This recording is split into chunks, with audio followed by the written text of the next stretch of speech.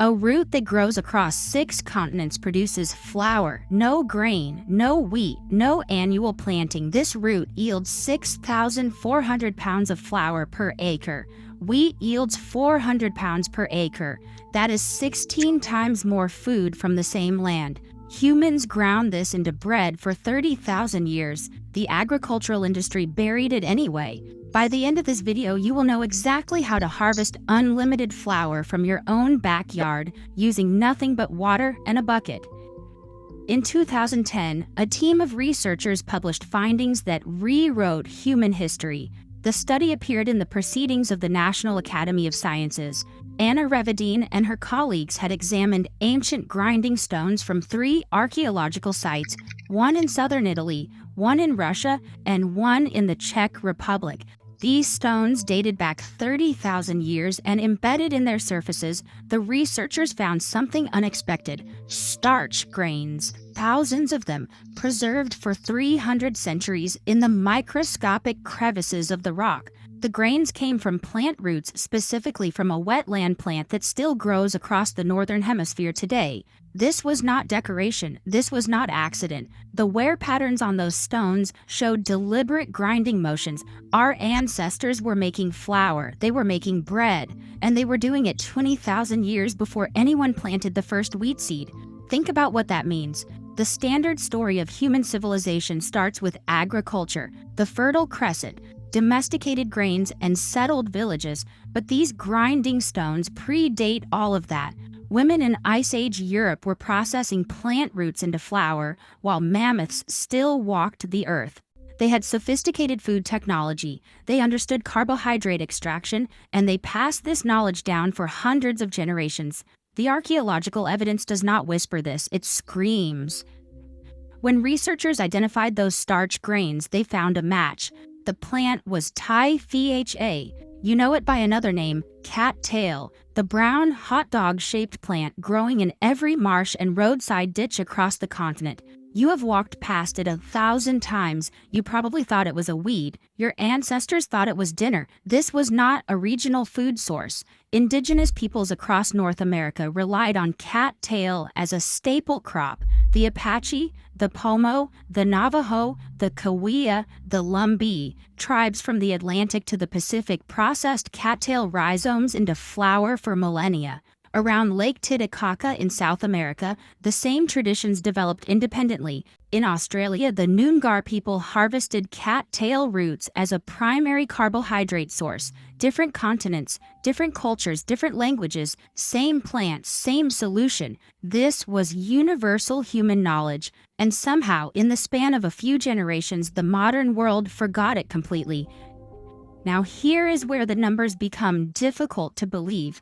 A study conducted near Wolcott, New York, measured cattail productivity under optimal conditions. The researchers harvested 140 tons of rhizomes per acre. 140 tons. To put that in perspective, the average potato yield in the United States is about 20 tons per acre.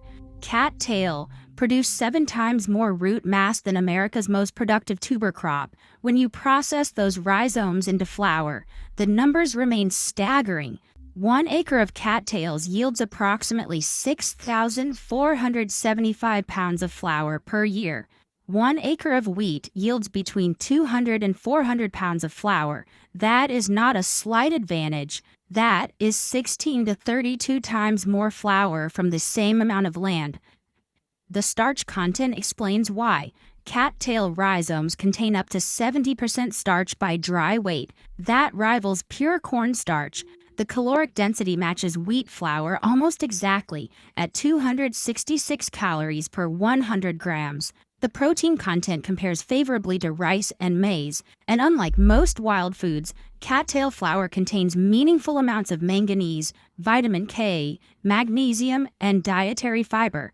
A wartime survey conducted by the United States government mapped cattail distribution across the country. They found 140,000 square miles of cattail swamps. That is an area larger than Germany, growing wild, producing no economic value, classified as wetland habitat, or worse, as invasive nuisance vegetation. Meanwhile, the global flour market generates $260 billion annually. Wheat flour alone accounts for 44% of that market. Farmers buy seed every spring. They buy fertilizer, they buy pesticides, they buy irrigation equipment. They harvest once per year, then they start the cycle again. Cattail does not fit this model. Plant cattail once and it spreads on its own through underground rhizomes. It requires no fertilizer because it thrives on nutrient-rich runoff that would kill other crops. It requires no irrigation because it grows in standing water. It requires no pesticides because few organisms attack it. And it cannot be patented because it is a wild plant in the public domain. A single planting becomes a permanent food source. A permanent food source generates zero recurring revenue. Zero recurring revenue attracts zero corporate investment. Zero corporate investment means zero marketing budget. And zero marketing means 3 generations of humans grow up without ever learning that the most productive flower plant on earth grows in the ditch behind their house. This is not conspiracy, this is economics. The global seed industry generates $60 billion per year. That business model requires farmers to purchase new seed annually. Hybrid varieties, patented genetics, Terminator technology prevents saving seed from year to year. The entire structure depends on repeat transactions. A plant that spreads itself for free threatens every link in that supply chain.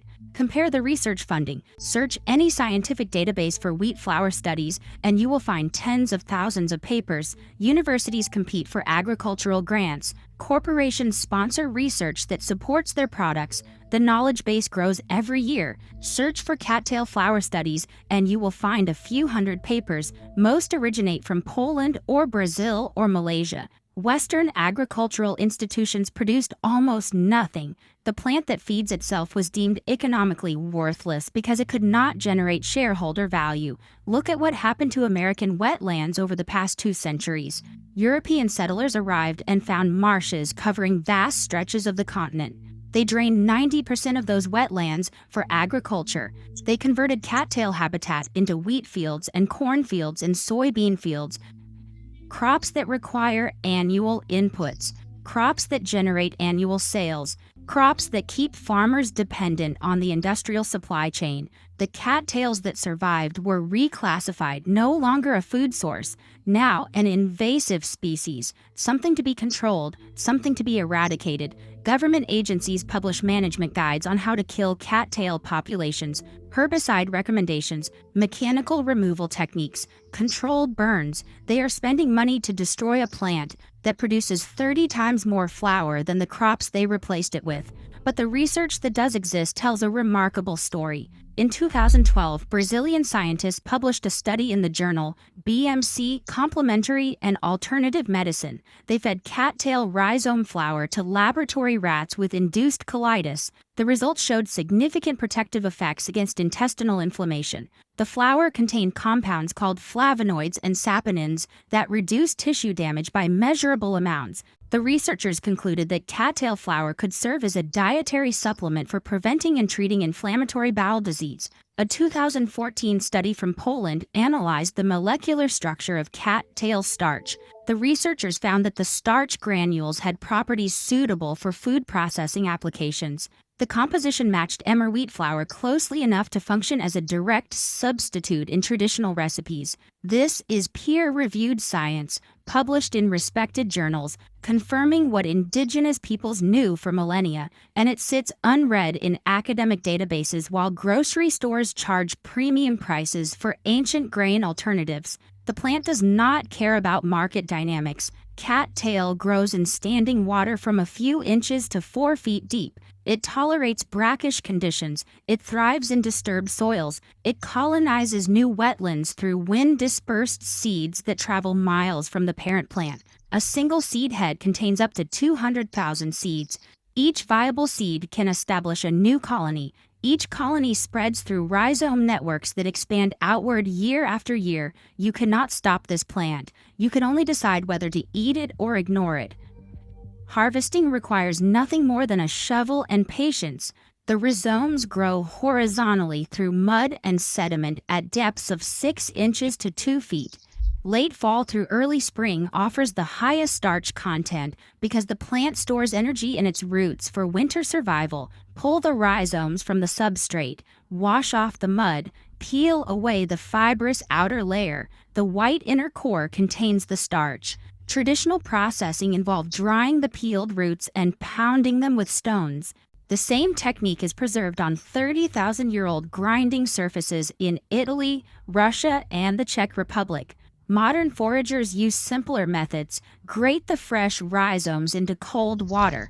The starch sinks. The fiber floats. Pour off the fiber and let the starch settle. Dry the sediment and you have flour. One afternoon of work produces enough flour for weeks of bread. The rhizomes regrow after harvest. The colony expands whether you want it to or not. A single backyard pond becomes a perpetual flower source that requires no replanting, no maintenance, and no annual expense. You can use cattail flour as a direct substitute for wheat flour in most recipes. It works for flatbreads. It works for pancakes. It works as a thickener for soups and sauces. Some foragers blend it 50-50 with conventional flour. Others use it straight. The flavor is mild and slightly sweet, with none of the bitterness that ruins other wild food experiments. The pollen works too. In early summer, cattail produces massive quantities of bright yellow pollen. Shake the flower heads over a container and you collect a protein-rich powder that functions as a flour supplement. One plant, multiple food products, 0 inputs required. A pond, some patience, free flour forever. Your grandmother's grandmother knew this. Her grandmother's grandmother knew it too. 30,000 years of unbroken knowledge is available to anyone willing to get mud on their boots. The flour industry will not tell you about this plant. The seed companies have no product to sell you. The agricultural extension offices receive no funding to research it. The knowledge exists in scattered papers and forgotten archives, and indigenous oral traditions that Western science spent centuries dismissing. But the plant remains, growing in every roadside ditch, every farm pond, every wetland margin, every neglected corner of every continent in the temperate zone. $260 billion of flour moves through the global economy every year. Farmers spray pesticides and spread fertilizer and pray for rain. Grain elevators fill and empty and fill again. Trucks carry wheat across continents to mills that grind it into the powder that becomes your bread. Meanwhile, this root grows wild within walking distance of nearly every human settlement on Earth. It yields 16 times more flour per acre than wheat. It requires no planting, no watering, no fertilizing, no harvesting equipment, no processing facilities, no supply chain. It simply grows. It has always grown. It will keep growing long after the wheat fields go fallow and the grain silos rust and the flour mills close their doors. The only question is whether you will use it.